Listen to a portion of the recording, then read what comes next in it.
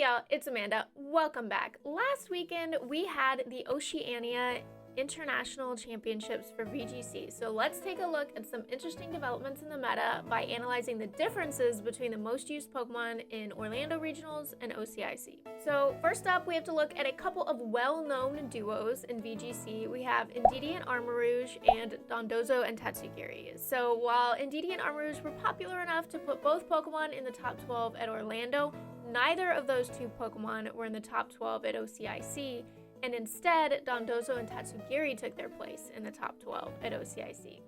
So I think this could be for a couple of different reasons. Number one, while Indeedee and Armarouge are really strong on the ladder because they have a lot of flexibility, there is quite a bit of counterplay to that lead in an open team sheet best of 3 format, especially at the higher levels of play by experienced competitors. And on the other hand, Dondozo Tatsugiri gives more freedom to pivot and react to your opponent's moves, which can be significantly more consistent in a tournament environment. So what other changes could have been caused in the top 12 by that? Well, for one, Garganacl dropped out of the top 12 entirely, possibly because Wide Guard is less useful when there's less expanding force spam from Indeedee and Armarouge. And second, Roaring Moon also has dropped significantly in usage as well while still maintaining its top 12 status.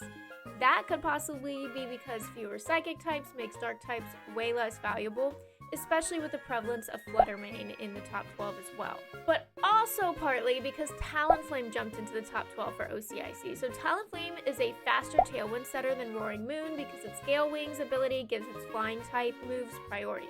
It also gets access to a strong +1 priority Brave Bird for that same reason. And overall, Talonflame is less bulky and survivable than Roaring Moon, but it gives more immediate speed control, which can be useful on teams with more glass cannons. And finally, Talonflame is also a really good partner for Great Tusk, which was maybe a little underestimated at the beginning of Series 2, by me especially, but after a fantastic showing at Orlando, it jumped in usage for OCIC. Talonflame's immunity to Earthquake, in addition to the speed boost it gives, makes it a great partner to let Great Tusk really shine. Some slightly less exciting changes involved a little reshuffling of usage, but nothing too significant. Kingambit and Goldengo both raised a little bit in usage, but not enough to really speak to a trend.